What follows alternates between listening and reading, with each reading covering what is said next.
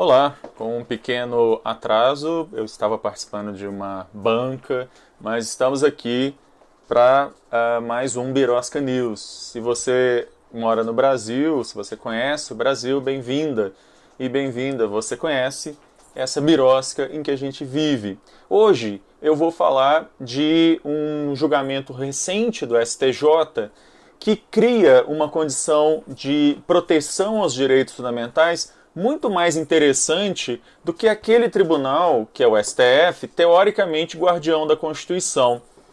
O STJ dá aí uma lição ao STF ao tratar a questão da invasão de domicílio de uma perspectiva muito mais típica do Estado Democrático de Direito e consentânea com a Constituição do que o STF. Eu vou fazer uma comparação dessas duas decisões, a decisão do STF mais antiga e a decisão do STJ que foi dada no início desse mês, para a gente poder falar um pouco sobre a condição dos direitos fundamentais, particularmente da inviolabilidade da vida privada e do domicílio aqui no Brasil. Birosca News é esse quadro que eu faço todas as terças e sextas-feiras. Ele fica disponível aqui no meu Instagram e também no youtube.com/c/Alexandre Bahia. E depois o conteúdo do Birosca News fica disponível no Deezer, Spotify e outras plataformas. Para acessar o conteúdo dos outros programas, o link está na bio do meu Instagram, @alebahia_. Pois bem, dia 2 de março de 2021, uma semana atrás, 10 dias atrás, o STJ ele deu uma decisão que foi no habeas corpus 598.051, que tratou da inviolabilidade do domicílio, que tratou de um pedido de consideração de ilicitude de provas obtidas com uma invasão irregular do domicílio de uma pessoa. Por que isso é uma questão importante? Porque quando a gente está falando de invasão de domicílio, a gente está falando de direito à privacidade, a gente está falando dos limites que o Estado tem de poder invadir sua casa, tomar coisas dentro da sua casa, produzir provas a partir disso.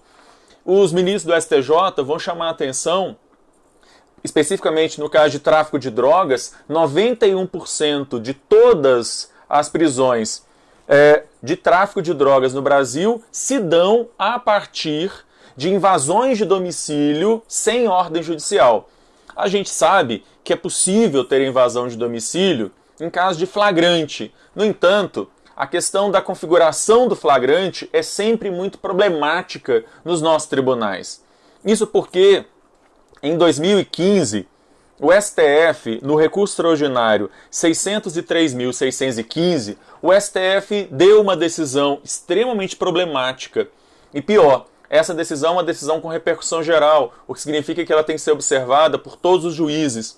E nessa decisão, o STF disse o seguinte: quando a lei fala que a polícia pode entrar na casa de uma pessoa em caso de flagrante, isso é permitido inclusive pela Constituição, no artigo 5º, inciso 12, ela pode fazer isso se ela tiver, a polícia pode fazer isso se tiver um estado de flagrância baseado em fundadas razões. Ou seja, a polícia não pode imaginar que ali tenha a prática de um crime. Ela já tem que ter algum elemento, e não pode ser uma mera denúncia anônima, por exemplo, não pode ser um documento, um pedaço de papel qualquer, ela já tem que ter algum elemento que mostre que naquele local existe a prática de um crime. E se existe a prática de um crime, aí sim eu posso violar a residência de uma pessoa sem que ela seja, sem uma ordem judicial e sem que ela consinta.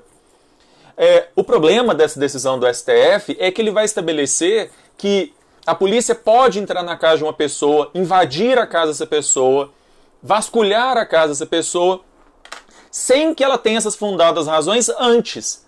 Se a polícia faz essa invasão e por causa da invasão ela descobrir alguma coisa, a fundada razão é invertida e é dada a posteriori. Isso viola flagrantemente o espírito da Constituição.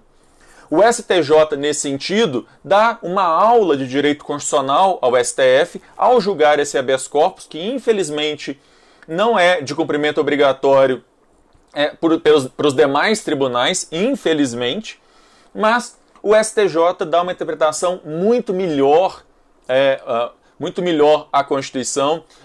O Júnior está lembrando aqui que pode ser inclusive à noite, né? O que é pior ainda, a invasão do domicílio de uma pessoa à noite em caso de flagrante.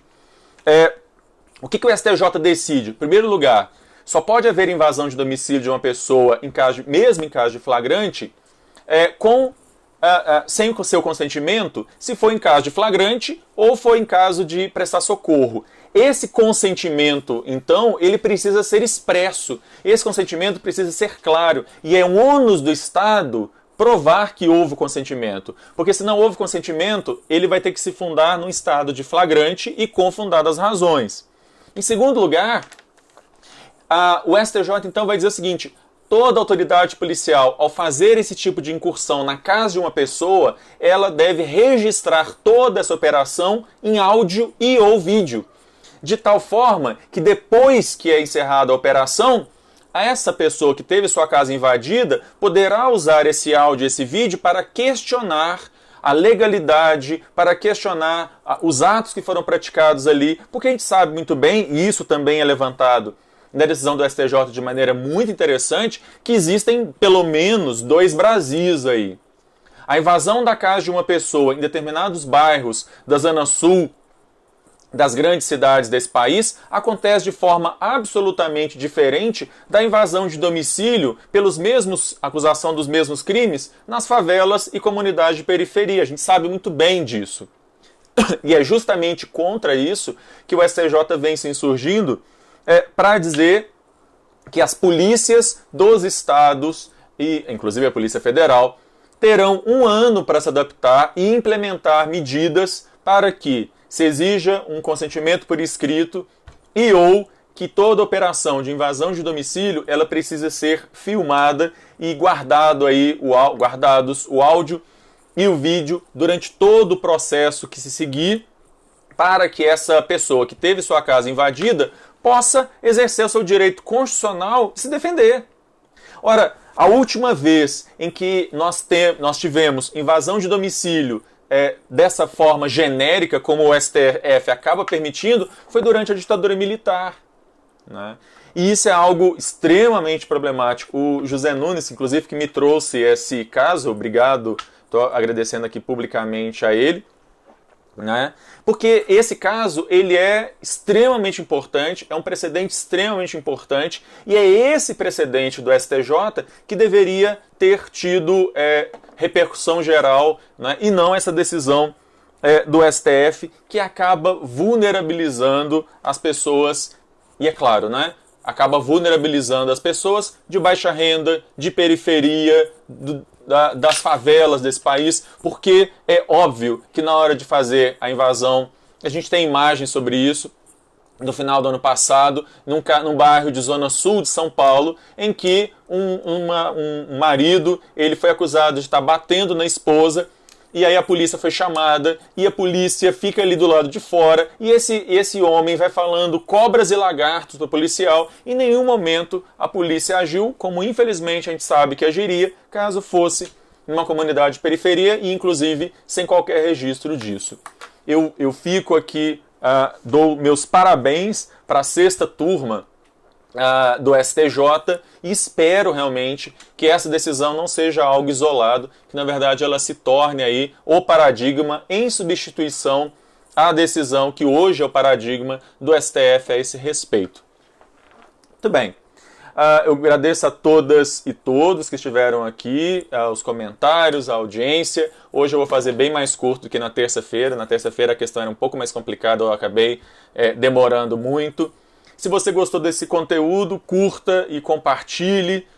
Esse conteúdo, como eu disse, fica disponível no YouTube, no podcast, em várias outras plataformas. E aí, na terça-feira que vem, estarei de volta para falar de mais alguma coisa absurda, maluca, estapafúrdia que acontece nessa birosca de país. Bom final de semana, até lá.